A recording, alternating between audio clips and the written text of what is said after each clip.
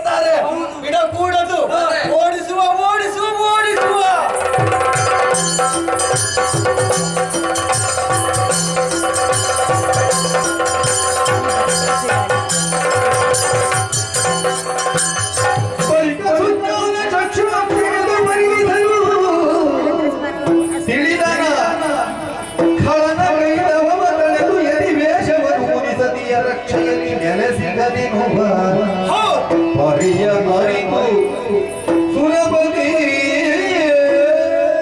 ದೇವತೆಗಳೇ, ಸಮರಾಂಗಣದಿಂದ ಓಡಿದಂತಹ ತಮಾಸುರ ಹಾಗೂ ಪಂಗಡದವರು ಭೂಲೋಕವನ್ನೇ ಸೇರಿಬಿಟ್ಟರಲ್ಲ.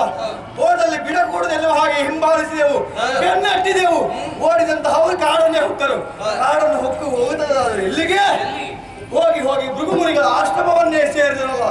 ಆಶ್ರಮವನ್ನು ಸೇರಿದ್ದಾದರೂ ಹೇಗೆ? ತನ್ನ ನಿಜ ರೂಪವನ್ನು ಮರೆಮಾಚಿ ಮುನಿಗಳ ವೇಷದಿಂದ ಹೋಗಿ ಸೇರಿಕೊಂಡಿದ್ದಾರೆ. ಇವರನ್ನು ಹೀಗೆ ಬಿಟ್ಟೆ ಉಂಟಾದ್ರೆ ಲೋಕಕ್ಕೆ ಅದು ಕಂಟಕ. ಲೋಕಕ್ಕೆ ಕಂಟಕರಾತನ ಬಿಡಲೇ ಕೂಡದು. ಬಿಟ್ಟೆ ಉಂಟಾದ್ರೆ ನಾಳೆ ಅಪಾಯಕಾರಿ. ಹಾಗೆ ಅಂತ ಅವರನ್ನು ಇಲ್ಲೇ ಬಿಡುವುದಲ್ಲ, ಆಶ್ರಮ ಅಂತ ಮುಂದುವರಿಯುವ.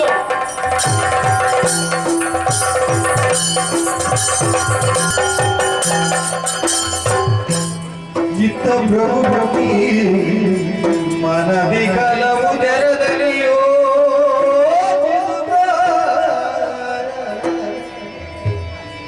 ಚಿತ್ತ ಶಂಕೆಯದ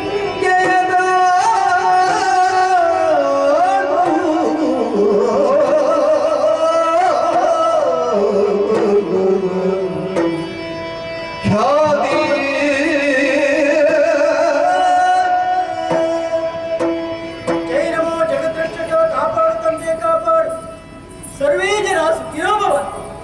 ಇದು ಪ್ರತಿಯೊಬ್ಬ ಮುನಿಪುಂಗವರ ಬಾಯಲ್ಲಿ ಬರುವಂತ ಶುಭ ವಾಕ್ಯ. ಯಾಕೆ ನಾವು ಮಾತ್ರ ಸಂತೋಷದಲ್ಲಿರುವುದಲ್ಲ, ಪ್ರಪಂಚದಲ್ಲಿರುವಂತ ಸರ್ವರೂ ಕೂಡ ಸುಖ ಸಂತೋಷದಲ್ಲಿ ಇರಬೇಕೆನ್ನುವುದು ಋಷಿಮುನಿಗಳ ಆಶಯ.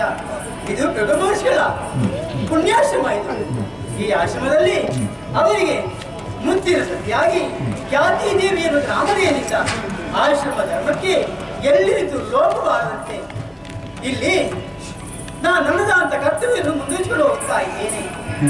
ಆದ್ರೆ ಯಾಕೋ ಇವತ್ತು ಒಂದು ರೀತಿಯಾದಂತ ಮನಸ್ಸಲ್ಲಿ ಯಾವುದೋ ಆಲೋಚನೆ ಬರ್ತಾ ಇದೆ. ಯಾಕಾಗಿರಬಹುದು ಎನ್ನುವುದಾಗಿ ಆಲೋಚನೆ ಮಾಡ್ತಿರುವಾಗಲೇ ಯಾರು ಬರ್ತಾ ಇರೋದು?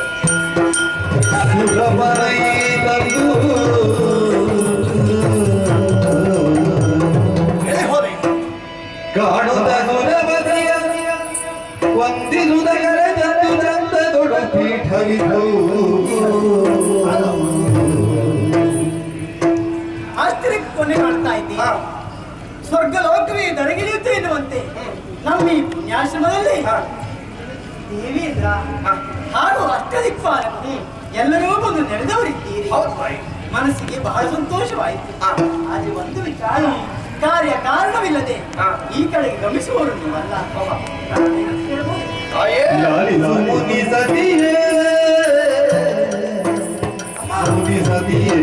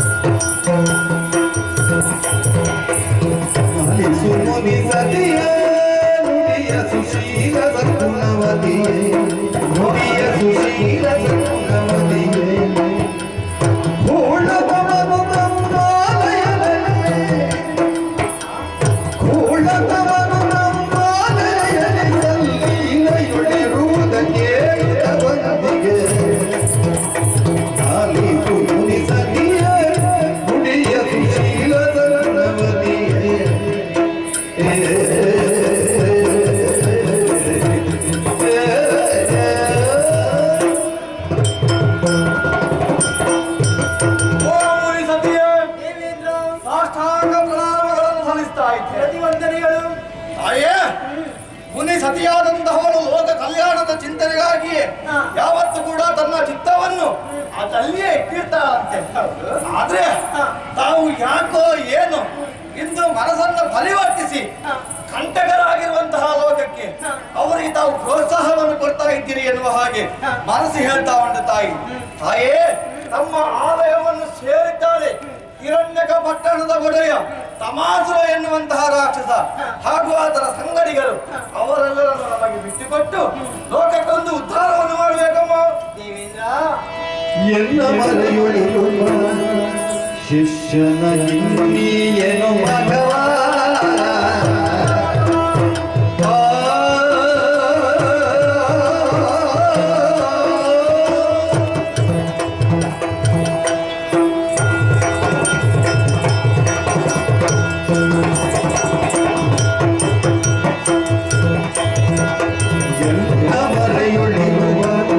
ಶಿಷ್ಯನ ಇನ್ನಿಯನು ಮಗವ ಶಿಷ್ಯನ ಇನ್ನಿಯನು ಮಗವ